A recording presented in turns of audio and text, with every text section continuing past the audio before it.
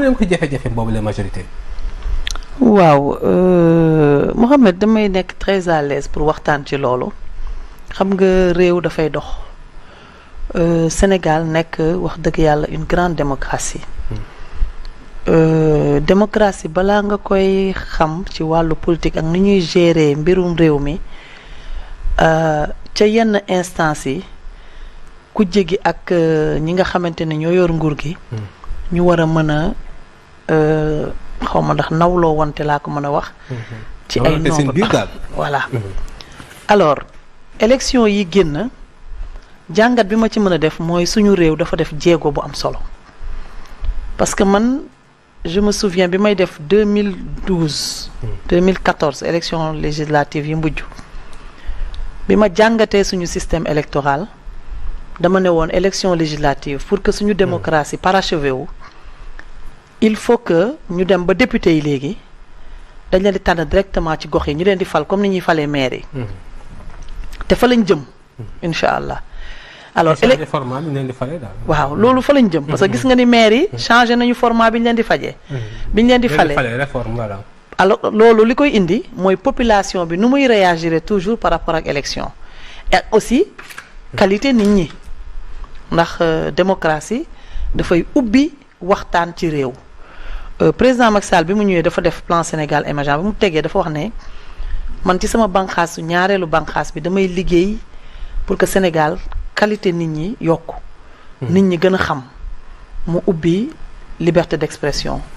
bu ngeen xoolee yaakaar naa suñu réew bokk na ci réew yi nga xam ne mën naa wax ne su ma sañoon wax ne lu neex waay wax te wax dëgg yàlla da ci fekk du bari. mais loolu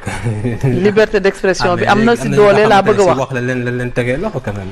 waaw mais su dee wax boo xam ne. da wax loo xam dafa am loo xam nag wax dëgg yàlla lu jéggi dayoo.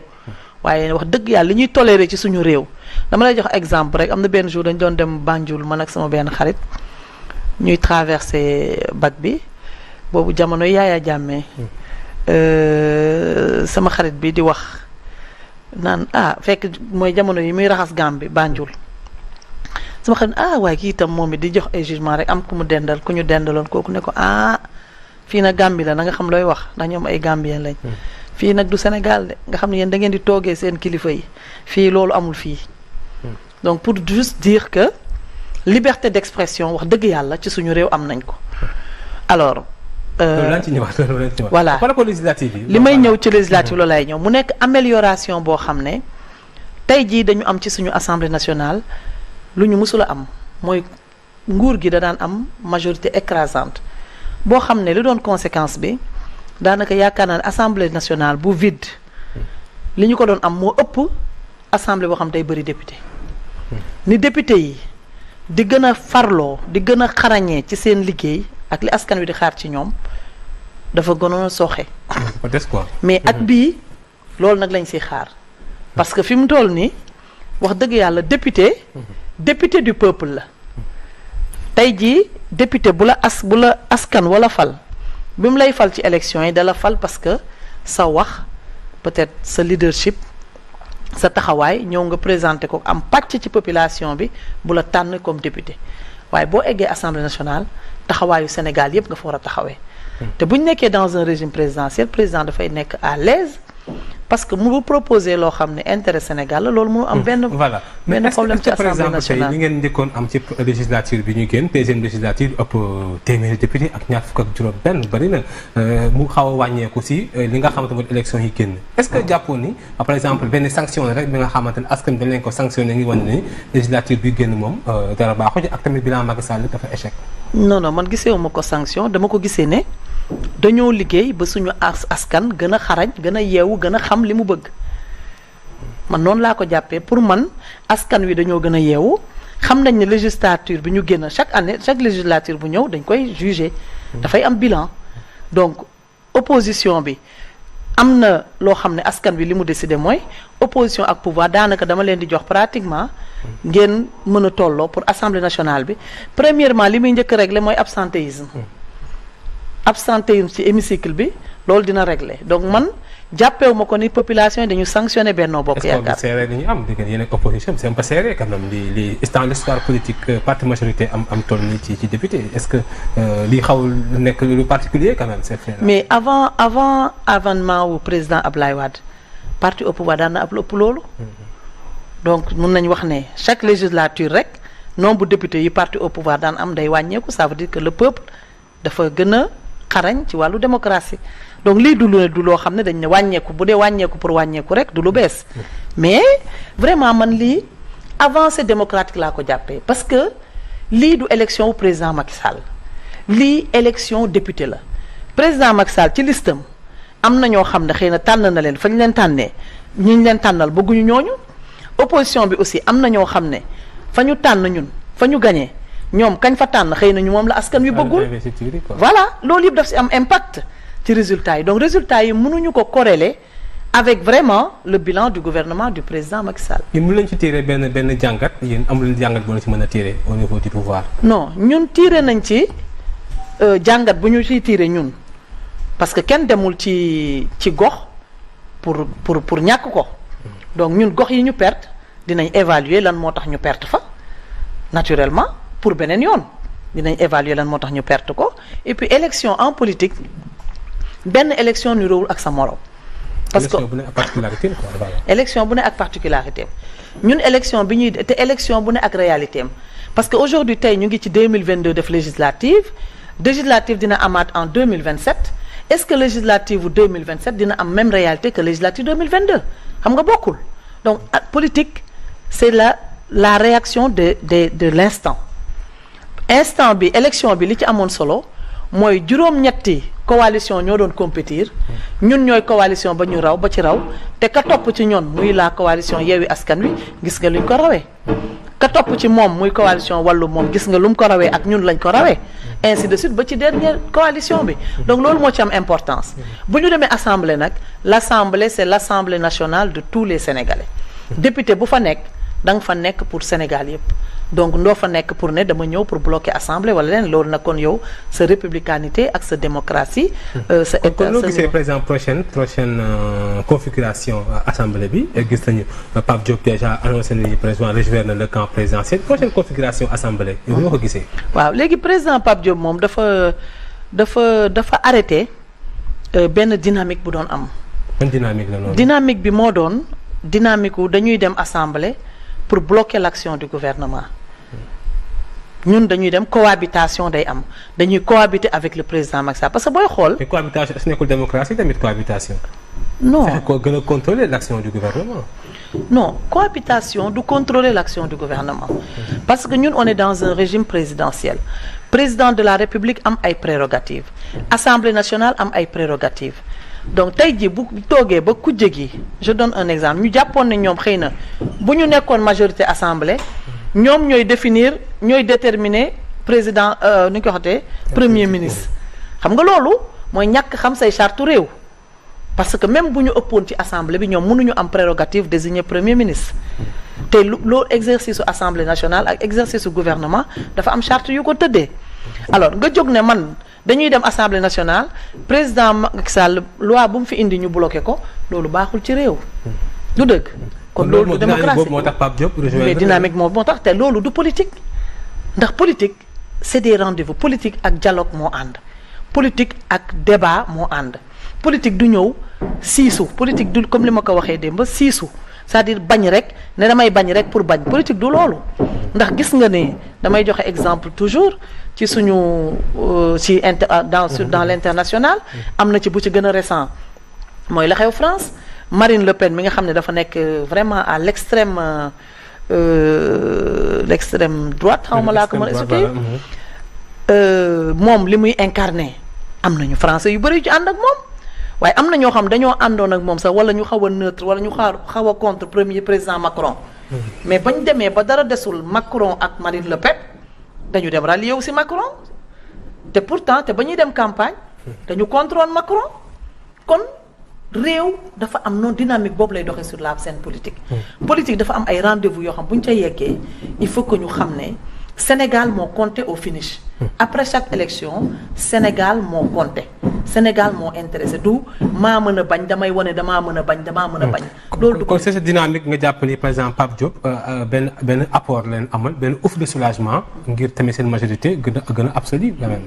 bon la venue de Pape Diop ñun du ouf de soulagement parce que Assemblée nationale benn ci ñaar moo mën a am président de la République joxe indi fa ay projet de loi. wala ay décision yoo xam ne assemblée moo ko war a voter li ñu amal importance mooy est-ce que intérêt Sénégal la wala du intérêt Sénégal ñun loolu moo ñu si amal importance bu opposition bi majoritaire woon itam président Macky Sall du indi mukk assemblée nationale loo xam du njëriñu askan wi. te yaakaar naa ne boog bu leen indilee loo xam njëriñu askan wi la ñemewuñu ko bañ a voter. donc ñun loolu mais est-ce que en fait ku xam par exemple wàllu transhumance nekkul par exemple comme ni ñuy incarner suñuy valeur jàppoo ni ay anti valeur la li nga xamante ni je veux dire que da nga ko war a bannir ci seen politique bi. waaw loolu dinaa ci sa war a wax. parce que xam nga damay joxe exemple am na góor gu doon nettali ne dafa am ñaari wujju am koo xam ne bu wujj bi ñëwee parfum bi muy xeeñ dafa neex. te keneen ki amul parfum boobu donc su wujj bi ñëwee rek balaa ñeneen di wax naa ah parfum bi neex rek mu jàpp taf bakka naan lii xeeñ moom neexut. kujje toujours dafay indi ay stéréotypes. transhumance fu mu jógee ci bi président Ablaye Wade di opposé wu ak le président Abdou Diouf voilà. ñu bëri di jàggee ci moom di dem parce que dafa am réalité boo xam dafa am nit mën nga nekk dans l'opposition président bi exercer d'habitude la plupart du temps ci ñun suñu ay ressentiment par rapport ak domination yi nga xam ne yàgg nañ ko vivre dañuy jàpp ne toujours le pouvoir mooy incarner nooteel alors que pouvoir ak état mooy population bi c'est le peuple qui est l'état y a pas amul benn dagg ne population bi nekk fii état bi nekk fële mais toujours opposition dafay dugal ci boppu askan wi ne état mooy seen noonu ndax moo leen noot moo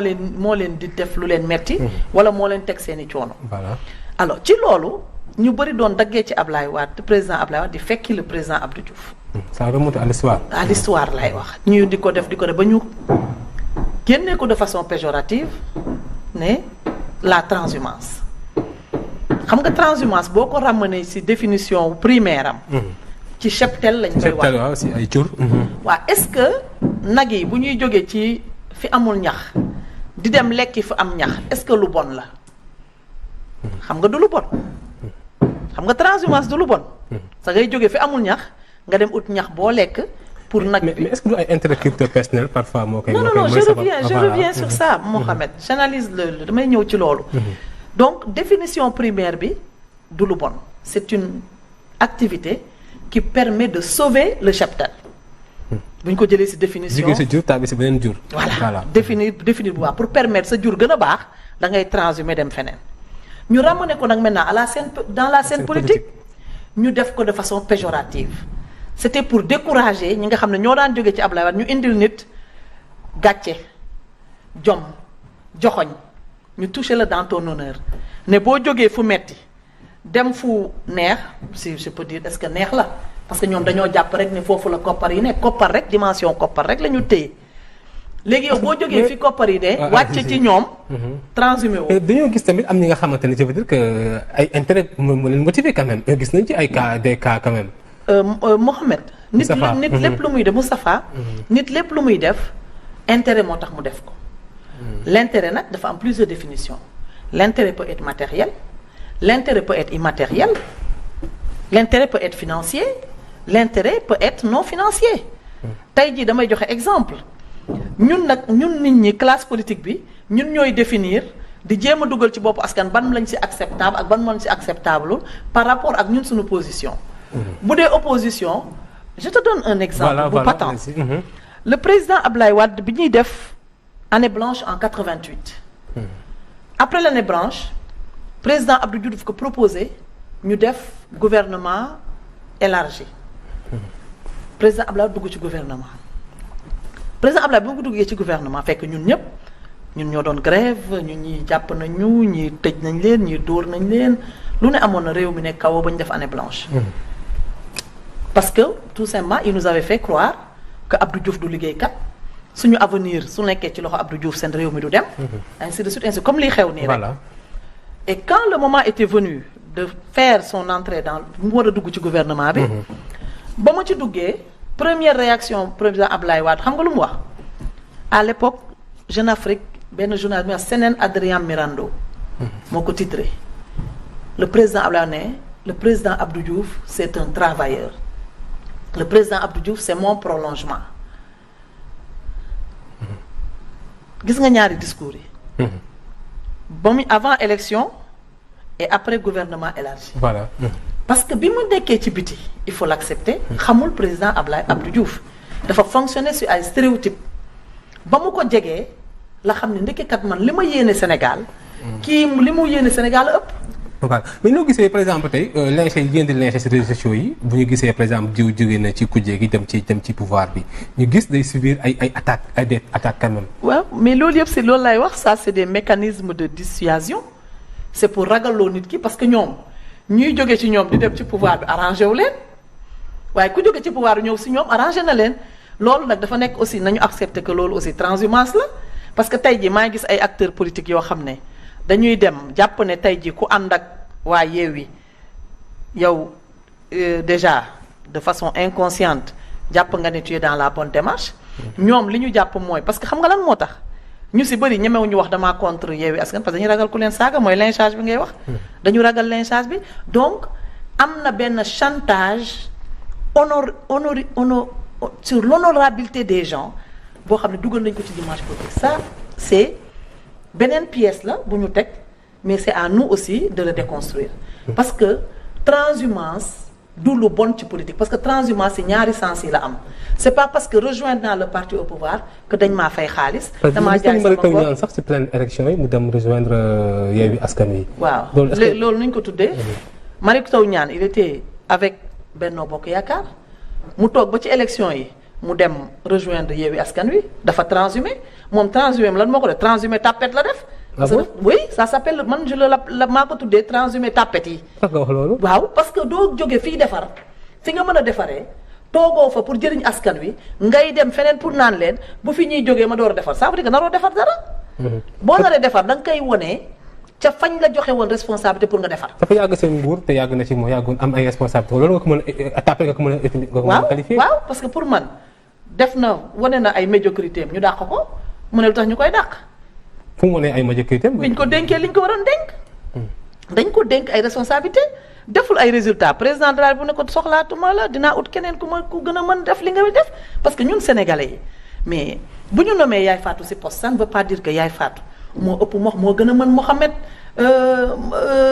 li ñu ko dénk keneen ak keneen. donc président de la République mooy évaluer la satisfaction. bu toogee ne man kat Yaay Fatou mi li ma ko dénk satisfaire ma damay jël keneen remplacer ko xool ndax li ma bëgg par rapport ak fi ma bëgg a jëmee réew mi ku gën a mën pourquoi yow buñ la wàccee est-ce que c'est compétence nga ko mën a waxee tapette mais au niveau local est-ce que amul ay frustration yu mu fa subir au niveau local au niveau de Saint-Louis pourquoi nga qualifier ko tapette mais loolu politique la politique lu ñuy mayeeg di ko saraxe amu fi lu ñuy xëccoo moo fi am bu nekkee au niveau local mu bokk ci Benno Bokk Yaakaar ay nawlem dafa bëgg lu mu bëgg ñu may ko place bi wala ñu ne ko kaay yow la qu'on lui serve Saint-Louis sur un tapis rouge moom mooy kat politique xëccoo la ku ñemewul xëccoo bëgg am le monopole de la vérité mënoo def politique. politique da ngay mën a ànd ak say nawle di waxtaan ak ñoom ngeen mën a àndandoo di diisoo di nasandoo di teg la meilleure personne à la meilleure place mais pourquoi yow nga war a ñëw ne yow la ñu war a teg nga nekk nit koo xam ne man la ñu war a jiital yow yaay kat. loolu boo tu te sens pas bien parce que nee nga oui fii dañ may xeex dañ may def li mais politique loo bëgg. politique amul lu ñuy may ak di ko saraxee. ñuy xëccoo moo fa am. voilà léegi bu dee par exemple si question Yaay Fatou question présidence assemblée bi noo ko jàpp par exemple loolu la mën a dérouler au niveau de la gis nañ fi ay jëmm yi nga xamante ne dafay na la njort que wala ñu mën a nekk président assemblée yow bu dee sa choix fan nga ko mën a porter. man wax dëgg yàlla yooyu amoo choix parce que man pour man. vote bi dafa wax ne képp ku nekk député rek mën nga nekk président assemblée donc loolu la loi bi wax donc loolu nag je pense que député yi nekk à l'hémicycle ñoom ñooy choisir ku ñuy def seen président assemblée. mais jàppoon war na mën a am ay sanctions. sanction chef de l'État yenn ñi nga xamante ni ça veut dire que seen gox maanaam am na ñu fa demee daal gañewuñu ko ba léegi mënuñu fexe ba indi résultat président de la République. waaw xam nga loolu dafa am loo xam ne nag réalité parti la ak loo xam ne prérogative bu président la mais man je me dis que gis nga en politique c'est des additions aujourd'hui tey jii ñun suñu ndam lii ñu am ci législative yi ñi perte ak ñi gagné ñëpp a contribuer parce que ñi perte amuñu zéro fañ dëkk amuñu fa zéro. voilà am nañ fa un nombre d'électeurs boo xam dafa contribuer ci augmenter suffrage kon ça c'est des somme boobu moo ñu jox li ñu am. donc man mënuma jàpp ne kii mérité na wala kii démérité na maintenant président nag moom. ni muy organiser waatee un prochain remaniement waaw pour ay challenge am pour dem ci yeneen i compétition kooku nag moom moo ko xam. voilà voilà may fàttali tey 12 minutes kono yaay Fatou Diagne ñu dalal nekk coordonnateur Promogep d'abord am na ñu ni élection législative yi par exemple fi mu ne fekkoon sax président République am na yéene 3e mandat du ko defati ndax sénégalais alerté nañ ko loolu yow par rapport à ces déclarations ban gis-gis nga ci am. waaw man de wax dëgg yàlla li may bëgg a wax rek mooy élection législative la woon point te président Macky Sall par rapport à la constitution du Sénégal parce que bu ñuy politique tam il faut que ñuy honnête muy metti ñuy wax dëgg muy neex ñuy wax dëgg ñun ñoo dem référendum changer suñu constitution yoon xamul li woon démb yoon lu bees la xam te defe naa ñoom ki nga xam ne bokk na ci seen chef yi muy Barthélémy Dias vidéo yéen a ngi am ngeen ko. toog na fii ne leen président Macky Sall constitution Sénégal mandat 5 ans la xam fi mu toll nii président Macky Sall dafa am bel et bien droit nekk candidat en 2024 selon la nouvelle constitution loolu dafa nekk dëgg kon buñ fi nekk di dugal ay waxu 3e mandat dafa dañuy manipuler nit ñi di tiital nit ñi gis nga peuple sénégalais léegi dañoo mature dañoo xam dañoo yeewu président Macky Sall mu ngi ci 2e bu naree 1er mandat de 5 ans ci l'année non. allez-y constitution wax laay wax. voilà bu dee nag moom day présenté wu kooku du ma wax sax ne moom am na ci wàllu dëgg la waaye parti beeg coalition. te lui n'a le droit de faire 2 mandats consécutifs. loolu nag dañuy bàyyi. dégg nañu sax moom mu wax ko. voilà xam nga yow doo juriste. man du ma juriste. président Macky Sall waxoon na fi ne sa mandat 5 ans bi dama ko bëgg a wàññi 7 ans bi dafa ne woon dama ko bëgg a wàññi. te bu doon bëgg-bëggam kese daf ko doon wàññi. mais sax moom moo ko wax ma ne. waaw amul droit def ñaari mandat yu. waaw dama lay wax dama ne moom dafa wax ne dama bëggoon a wàññi sama mandat 7 ans bi dama ko bëgg a def 5 ans ba mu demee ba parce que réew mi moom moomu ko dafa am ay institutions yoo xam ne ñoo fi nekk ñooy war a valider yenn décisions yi ba mu demee ba conseil constitutionnel bi nga xam ne moo war a wax li tëgg suñu charte ndeyu réew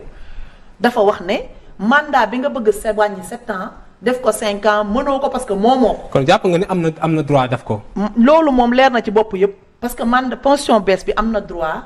mu ngi ci 1er mandat de 5 ans maintenant nag est-ce que moom dina présenté wu est-ce que parti am dina ko tànn pour def ko candidat waxtu bu jotagul kenn mënu ko. mais ci wàllu yoon moom jàpp nga ni loolu. ci wàllu yoon lu ko ci mën a. Barthélémy Dias moo ko wax gisoo vidéo bi man waxuma ko ñëpp ko wax loolu ambiguïté boobu amul fenn ñëpp leer na naññ nul ne peut faire plus de 2 mandats. consécutif de 5 ans parce que constitution bi déggul 7 ans amul fenn fu ñu ci bind 7 ans nul ne peut faire plus de 2 mandats boobu ça consécutif ça s'arrête sur les mandats de 5 ans. mais fi mu ne moom non au 3e mandat nekk na benn genre askan bi dañ koy bañ ndax gis nañ fi Abdoulaye Wade di ko fi daloon est-ce que loolu tamit bu ko dalaatee amul benn. couteau à double tranchant. la woon ci Abdoulaye Wade du loolu mooy ci premier président Macky Sall. mandat 3 bu ñu ko jàppee comme li ngeen waxee président bu def ñetti mandat am na réew yoo xam dafa indi guerre. muy Guinée. voilà am na réew yoo xamante ne Alassane Ouattara mu ngi ne Côte d'Ivoire dafa jàll. je donne l'exemple le plus patent mooy Rwanda bi Paul Kagame ay mandat bi mu épuisé mais peuple bi ñoo ne ñun peuple que Kagame kii li muy liggéey daf ñoo doy dañoo bëgg mu toog. est-ce que lu Kagame valable na ci président Macky Sall. pourquoi pas vu que les élections yi jotee kii par exemple mën a xam benn baromètre quand même. non si popularité am laay wax. mais mooy majorité toujours le président est toujours sa coalition est toujours majoritaire au pouvoir moo ëpp ci député ci assemblée moo ëpp ñu ko voté boo xoolee ñi abstenir bañ a voté y a un travail à faire résultat yi président Macky Sall def chantier yi muy def bu paree impact bu mu nar a am ci population yi opposition bi tey dañ taxawoon ne terre bi du daw. terre bi amalu Sénégalais yi benn njëriñ TER bi dafa mel ni sénégalais yi taxul ñu defar ko léegi tey quel est leur discours ils n'ont qu'à revenir pour wax ñu lan la ñuy wax ci TER bi population yi kontaan nañ ci wala kontaan nañ ci yeneen ak yeneen a ngi ñëw waxtu bi jotagul kenn mënu koo julli. et fi mu ne jàpp ne fi mu ne campagne de communication bu opposition bi di mëne dafa xaw a nasaxal fexe nasaxal stabilité réew mi. non ñoom la nasaxal mënuñu nasaxal stabilité réew mi parce que réew mi dafa nekk réewu état ñoom mënuñoo taal réew mi mënuñu koo yëngal seen bopp la ñuy yëngal gis nga bu ñu nekkee ci internet bi jël benn nit dem créer téeméeri profil bu ko defee ñu defee ne internet bi yëpp a ngi wax ci président Macky Sall te fekk benn Mohamed moo nekk ci ginnaaw clavier boppam lay nax ñoom seen bopp la ñuy nax. ñun xam nga su lan lañ nekk ci dynamique wu yéene bi ñu am ci population sénégalaise di taxaw ci seen soxla président Macky Sall jël loolu def ko yitteem ndax président Macky Sall nit ki booy xool da ngay xool histoire président Macky Sall est le seul président boo xam moom laa bëgg mën a wax ne ñu ngi door a am un président sénégalais. président sénégalais comment. président Sénégal la jàngee président lu mu mënti nekk Sénégal ak ko def bu jógee ci intérieuru Sénégal. président amul jabar tubaab président amul doomi tubaab président soxlawul dëkk tubaab. tey jii jëflanteeg tubaab yi moom bëri na loolu sax moom. mais àddina bi sax gis nañu Sénégal ñu bëri koy dénoncer ay France dégage ay voilà yooyu yëpp ay waxu nit ñoo xam ne lañ dañu nekk xam nga dafa am ngóor contraire dafa am ñoo xam ne moom la ñuy wax ngóor contraire. ngóor contraire moom mooy lan fu nit ñi jëmee nii rek ñoom toujours beneen côté bi la ñuy jëmee. parce que seen xel dafa limité gis nga àddina. ay banqaas la yu jokkalante benn dëkk nekkul ne man kese barki démb dama lay jox benn anecdote sama doom dama doon discuter ak moom ci loolu mu ne maman est-ce que waruñu ñun suñu importation yi produits yi dugg suñu réew ñu bloqué ko wala ñu jafeel ko bu ko defee suñu produit yi ñuy defar suñu réew parce que moom day sàmm di bay produit yi ñuy defar suñu réew mu mën a jar ma ne ko léegi yow pays bi ngay importer yow tam da nga am sa balance commerciale yow tam da ngay exporter waaw léegi yow boo ko jafeelee mu jafeel la fu ngeen jëm mu ne ma wax nga dëgg ma ne ko àddina partenariat gagnant-gagnant mooy am dañuy weslante may def ay jéego pour dem vers l'autonomie ainsi de suite mais la vie mënul nekk loo xam ne lu rigide ñun mënuñoo nekk c'est ci àddina bi ne duñu wax ak France mënuñoo nekk ci àddina bi France li ñu luyee ak ñoom pourquoi Sénégal yi événement mars yi gis nañ ko fi saa bu xew-xew amee dañuy attaqué ay par exemple li symboliser France bu demee ay Auchan loolu est-ce que Sénégalais yi amuñu benn mépris vis-à-vis de la France loolu du Sénégalais yi dafa am ñoo xam ne xam nga loo gis luy war a am rek dafa am ñoo xam ñoom la ñuy utiliser y a d'autres qui am na ñeneen ñoo xam dañu am beneen intérêt parce que àddina mooy li ma la wax lu ñuy maye ak di ko saraxe amu fi lu ñuy xëccoo moo fi am li amoon noonu réglé nañ ko wala réglé wuñu ko réglé nañ ko parce que wax nañ leen ni suñu réew ñu ngi bëggal ubbi buntu bi ay yeneen façon force occulte yoo xam ne seeni intérêt leneen la waaye ñi nga xam ne ñoom la force occulte mooy ñi nga xam ne gis nañu Sénégal mi ngi waaj a am koom gis nañ ne président Macky Sall ni muy doxee peut-être ñoom du seen intérêt ñu ne nañ jaxase réew mi bu ko defee ñii nga xam ne dañoo infiltrer opposition bi je ne dirais pas dañu infiltrer opposition bi mais mun nañu sax jàppale opposition pour loo xam ne seen intérêt les forces occultes loolu kay am na fu nekk nag wax dëgg yàlla Mohamed si àddina bi loolu xam nga ko àddina kenn toogul ci jàmm yéen tey yéen a ngi nii leeral am na ñoo xam dañuy xëy xool seen technicien bi gën a xarañ ñu ne bu ñu ko débauché leeral am problème ñu fexe pour débaucher ko maintenant c'est au directeur de leeral de faire le nécessaire pour conserver son personnel président de la République c'est la même chose dinañ jéemee bënnee Sénégal côté bu ne mais l'État a le devoir de préserver notre nation ñun xanaa du ñu toog état boo xam ne kenn bëgguñu ko kenn bëggul sa baaxoo du dëgg est-ce que loolu taxul daal di teg loxo ay forces yu ñuy wax ay forces spéciales la ñu gis nañu ci teg loxo mais ñun dañu am état boo xam ne daal état la ñun yoruñu état caaxaan fii ku fi def naka sa du noonu di nga dajeeg kala war a teg loxo est-ce que nekkul façon intimider opposition bi tamit non mais ñun suñu état yàgg nañu sauver yàgg nañu protéger bul wax intimider opposition bi opposition yàgg na fee def président Ablaye Wade def na fi lu ne rey nañ fi sax nit am na wala amul maître Babacar Seye dañoo mais attends fii Sénégal lu ne am na fi te ñëwee lu ne am na fi mais nag ki bëgg a yàq lam ko jaral ki bëgg a defar daf ko war a jaral lu ëpp loolu te loolu mooy li am ki bëgg a jàq lam ko jaral rek ñun ñi bëgg a defar jaral nañu téeméeri yoon loolu li xale yi wax naan loo bax rek ñu ngeer ko. voilà wax ci beneen ponk tamit wax ci li nga xamante ne moo jëm ci HCCT bi par exemple élection yi war na am ci mois de septembre waaye opposition bi dañu ko boycotté am ñu ni par exemple ay institutions budgétivores la maanaam dafay yàgg loolu sax te askan bi gisuñu si seen bopp d'abord sa qualification ak sa gis-gis par rapport les institutions en l'occurrence mais fàtte yow tamit collectivité locale nga jiite mairie bi nga xamante ni moom moo di Ngathie Naoudé sa conception ak sa gis-gis jëm ci institution boobu en l'occurrence HCCT yi. man ci sama conception institution bu gën a pertinente HCCT musuñu ko am ci suñu réew parce que HCCT dafa suivre benn logique bi mooy président de la République moom la ñu fal pour mu définir la politique de la nation. Président de la République ne man sama politique nation dama ko axé sur la décentralisation.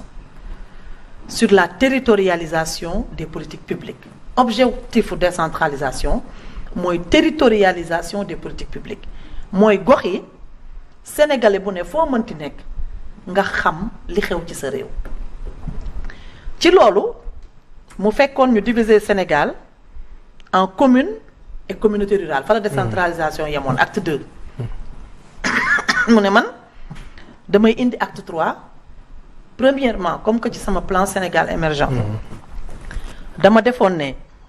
damay régler les inégalités déjà le fait que ñuy wax communauté rurale ak commune man dama jàpp ne loolu di kii la kii la daal gën a laate la alors gën a laate boobu dama koy dindi parce que ñëpp niñ leen di falee benn la ma def ñëpp ay commune bu njëkk ba mu fekk fi conseil régional. conseil régional communes yi ñoo fa doon daje communauté rurale bokkuñu si woon communes yi ñoo fa doon daje communes yi moo doon les communes sièges de département wala ñaare à la limite ñu dolli ci les communes d'arrondissement yi nga xam ne ay communes lañ mu ne léegi comme que ñëpp ay communes lañ tey ji je donne l'exemple du département de Guinguinéo région de Kaolack am na ñetti département Kaolack département Guinguinéo ak département Nioro commune d'arrondissement yi peut-être ci département bi ñaar la woon département Nioro muy ñaar wala ñett département Kaolack muy ñaar wala ñett kon xam nga fii y a 8 communes yoo xam ne ñooy daje ci conseil départemental léegi département Guinguinéo am na 12 communes département Nioro am na presque je crois 15 communes département Kaolack am na presque 15 communes donc ñu ngi ci 42 communes léegi yu war a daje di waxtaan. wala bokk ci conseil régional bi voilà. président ne comme que man sama objectif mooy waxtaan wi mën a jural dara askan wi damay tas conseil régional def ko conseil départemental bu ko defee 15 yi di daje ci seen département 15 yi daje seen département 12 yi daje ci seen département. ay réformes ay yeesal voilà. léegi département yooyu bu ñu fa dajee ba pare dañu war a jokkoo ak état central ci ban anam la ñuy jokkoo état central région yëpp. bu nekk am na ay conseil départemental am léegi naka la ñuy jokkoowee au niveau central mais il faut ñu am benn entité au niveau central boo xam fa la ñuy daje muy le haut conseil des collectivités territoriales. voilà xam nga kon loolu dafa pertinent loolu dafa nekk vision. mais est-ce que par rapport ak askan bi est-ce que gis nañ ci seen bopp si wàllu concret li nga xamante ne mën nañu ci teg gët. jàpp ne lii HCCT bi moo tax lii. moom laa wax xam nga ñii bu ñu bëggee jaxase xelu nit ñi dañ naan HCCT. lan la defal askan wi HCCT liggéeyam du jubale ko ci askan wi HCCT liggéeyam mooy jubal ko ci président de la république pour wax président de la république territorialisation bii nga bëgg a def ne que da nga bëgg sénégalais bu ne fa mu ne mu xam li nga nas ci moom nii nga ko war a jaarale affaire bi actuellement fii la toll lii boo ko ci yokkee askan wi nee nañ nga yokk ci lii ak lii parce que au conseil bul fàtte ne ku nekkul conseiller municipal ca gox doo ca bokk. doo ci siège. doo ci siège mënoo bokk mënoo nekk candidat. voilà donc ba pare te doo ca voté sax ndax duñ ko delloo ci askan wi pour ñu voté ko conseillers municipaux yi askan wi voté teg leen ci boppu mairie yi. ak conseil départemental yi ñooñu ñooy voté. mais opposition bi dañoo boycotté ñoom est-ce que gisuñu da nga jàpp ne loolu manipulation la wala seen plan de. manipulation la parce que dañoo xam ne ñoom xam nga ñoom dafa am. benn malhonnêteté boo xam ne laa koy tuddee c'est une malhonnêteté vraiment politique parce que politique da ngay nangu ne yow du yow yaay décider élection président de la république bu tegee institution ak mode du ñuy bokkee ci institution boobu képp ku bokk ci sphère démocratique da nga ca war a nangu parce que moom la ñu jox prérogative bi institution yi nga xam c'est des institutions fixes muy le président de la république et l'assemblée nationale yooyu c'est des institutions fixes président bu ñëw mënoo koo laal mënoo koo dindi mais am na yeneen institutions complémentaires yoo xam ne président de la république lañ jox prérogative pour mu def ko ñu teg ko première année bi ñoom dem nañ ci. effectivement ñoom bokkoon nañ ci. définition bi ak mission bi changé wul. mais ci wàllu boycott est-ce que amul représentativité bu muy mettre. mais dañu xam ne bu ñu demee dañ leen di gagné parce que ñoom dañu wax ne ci élection locale yi dañu ne ñoom ñoo gagné ñoo am majorité au Sénégal ci élection locale léegi nag fii mooy baromètre bi fii la ñuy xam na ku gagné parce que ku ëppale conseiller yaay gagné du dëgg mu leer leen nag ñoom bu ñëwee foofu naruñu fa am dara seen majorité aidant ñu ne nañu boycotté mais am problème forfait mais bu dee am na ay par exemple ay communes je veux dire que ay villes demee ni ko Dakar Thiès Saint-Louis Ziguinchor quel est le problème ak régime bi pourquoi ñoom chaque fois bu élection amee dañ ci am ay jafe-jafe. bon loolu nag du spécificité wut Sénégal loolu fépp la ci àddina bi mosoo gis dëkk yoo xam ne gagné nañu les capitales d'habitude régionales dafay difficile ci état parce que xam nga tax léegi surtout jamono ji ñu toll fake news lañ koy wax xawma fake news. information à outrance et la mal information dafa bëri. ci naka noonu. mais léegi mais yow ñaata yoon ngay gis information yoo xamante ne amul. ay manipulation la. comme lan par exemple. lan laa mën a wax loo xam ne wax comme je donne l'exemple de Le Dantec. dañ ñëw taxaw ne Le Dantec ñu ngi génnee maladie di leen sànni ci biti pour toucher la fibre sensible des gens ñu ngi sànni maladie ci biti lu tax ñuy def lii projet bu njëkk ba projet bu bees bi c'est des manipulations il y a beaucoup de choses peut-être il y a des choses qui ne me reviennent pas comme ça mais xam nañ ne suñ jamono bi ñu dëkk man des fois damay gis ci internet yoo xam ne da lay wóor ne lii du dëkk sur le plan de la médecine sur le plan nga gis ñu naan la boo defee lii da nga am lii boo defee lii di nga am lii di nax nit ñi du dëkk boo naanee tee bii da ngay am yaram boo naanee tee bii sa biir day wàññeeku. mais bu dee par exemple cas bi nga wax ne mi ci wàllu Dantec est-ce que coow li jar na ko quand même au moment où je vous parle. mais coow hôpital quand même est-ce que parce que dafa nekk lu sensible quand même. xam nga waaw mais boo amee ay politiciens ak ay opposants yoo xamante ne ñoom argument yooyu rek lañu am des arguments yu nekkul yu fallacieux ñoom pour ñoom fu ñu jàppee ni ñoom foofu la ñu mën a. xambee xam nga ñaari façon d'administrer de communiquer avec le peuple moo am benn bi mooy nga jox leen yaakaar beneen bi mooy nga ànd ak ñoom ci seen métit loolu la compassion mais daf ci am beneen façon bu pervers boo xamante ne da ngay ñëw fekk Mohamed joteeg soxnaam au lieu nga maandu nga naan ko dalaa yàpp nangam Mohamed dem rey jabar ja